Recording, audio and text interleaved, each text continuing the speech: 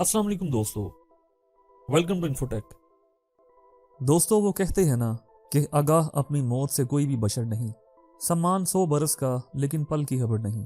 दोस्तों, क्रिकेट की दुनिया में जहां हर तरफ खुशियां ही खुशियां नजर आती हैं, वहां कई ऐसे लम्हात भी आते हैं जो उस वक्त के देखने वालों और ग्राउंड में खेलने वालों के लिए एक तकलीफ दे अमल बन जाता है और जिसे भूलना उनके लिए बहुत मुश्किल काम होता है।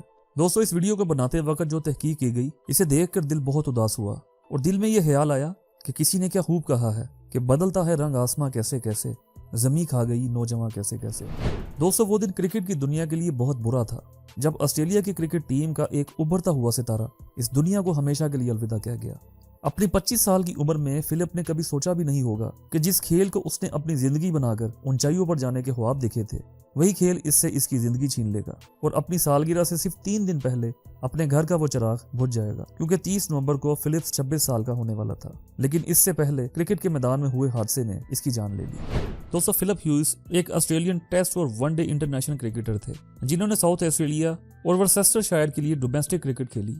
वो लेफ्ट हैंड के ओपनिंग बैट्समैन थे जिन्होंने 20 साल की उम्र में 2009 में टेस्ट डेब्यू करने से पहले न्यू साउथ वेल्स के साथ 2 सीजन्स खेले और उन्होंने 2013 में अपना वनडे इंटरनेशनल डेब्यू किया। फिलिप ने अपनी पहली सेंचुरी मार्च 2009 में 20 साल की उम्र में ऑस्ट्रेलिया के लिए अपने दूसरे टेस्ट मैच में बनाई। डरबन में साउथ अफ्रीका के खिलाफ पहली इनिंग में बैटिंग का आगाज किया और 115 रन बनाए और इस वजह से फिलिप 1965 में डिक वॉल्टर के बाद ऑस्ट्रेलिया के सबसे कम उम्र टेस्ट सेंचुरी मैन बन गए। इसी मैच में दूसरी इनिंग के दौरान फिलिप ने 160 रन बनाए और ऑस्ट्रेलिया ने यह मैच 175 रन से जीत लिया और ये टेस्ट मैच की दोनों इनिंग्स में सेंचुरियां बनाने वाले तारीख के सबसे कम उम्र क्रिकेटर बन गए। 11 जनवरी 2013 को वनडे क्रिकेट की तारीख में पहले ऑस्ट्रेलियन बैट्समैन बन गए जिन्होंने डेब्यू मैच में सेंचुरी बनाई। ये कारनामा इन्होंने मेलबोर्न में श्रीलंका के खिलाफ हासिल किया। 25 नवंबर 2014 को सिडनी क्रिकेट ग्राउंड में शेफील्ड शील्ड मैच के दौरान फिलिप की गर्दन में बाउंसर लग गया, जिसकी वजह से उन्हें आर्टरी डिस्कशन हो गई और जो उनके हैमरेज की वजह बनी। ऑस्ट्रेलियन टीम के डॉक्टर पीटर ब्रकटम ने कहा कि इस तरह के सैकड़ों केसेस रिपोर्ट होते हैं, लेकिन उनमें से सिर्फ ये एक केस क्रिकेट की गेंद के नतीजे में रिपोर्ट हुआ है। फिलिप को सिडनी के सेंट विंसेंट हॉस्पिटल ले जाया गया, जहां इनकी सर्जरी हुई और वो कोमा में चले गए और तशवीशनाक हालत में आईसीयू में शिफ्ट हो गए और इसके बाद उन्हें कभी होश नहीं आया और 27 नवंबर को अपनी 26वीं सालगिरह से 3 दिन पहले इंतकाल कर गए।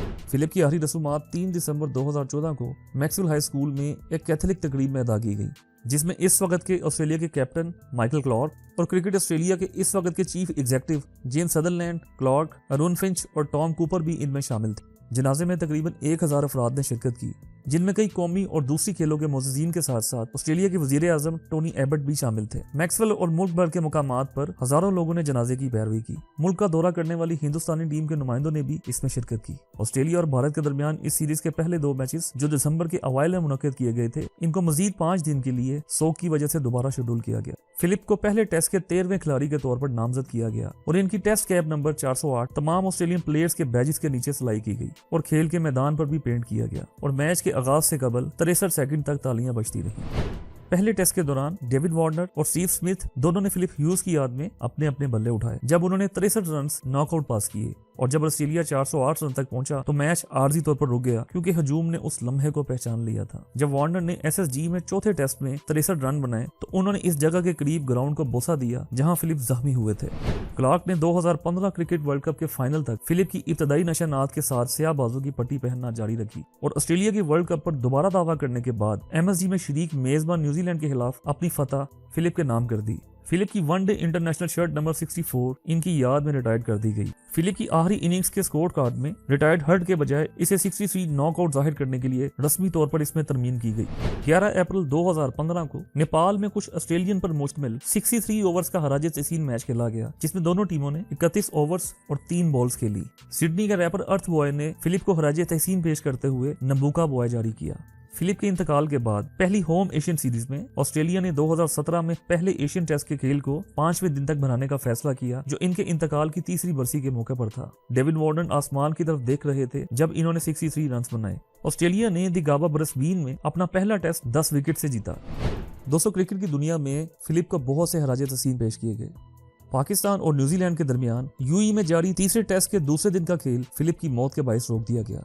श्रीलंका और इंग्लैंड के दरमियान दूसरा वनडे 29 दिसंबर को खेला गया और दोनों टीमों ने फिलिप को हराजे तहसीन पेश करते हुए खेल को आगे बढ़ाया। दुनिया भर से लोगों ने फिलिप को हराजे तहसीन पेश करने के लिए अपने जाती बैट्स की तस्वीर सोशल मीडिया पर पोस्ट की। 10 अक्टूबर 2016 को फिलिप की मौत के बारे में अदालती तहकीकात का आगाज हुआ और तहकीकात का हतमी नतीजा ये निकला कि फिलिप की मौत एक अलमनाक हादसा था जो बैटमैन की मामूली सी मिसअंडरस्टैंडिंग से पैदा हुआ और इसमें किसी खिलाड़ी या अंपायर की कोई गलती नहीं थी। पैसिफिक हाईवे पर इनके देही NSW आबाई शहर मैक्सवेल के करीब दरिया नबूगा के ऊपर एक सड़क का पुल फिलिप के नाम पर रखा गया।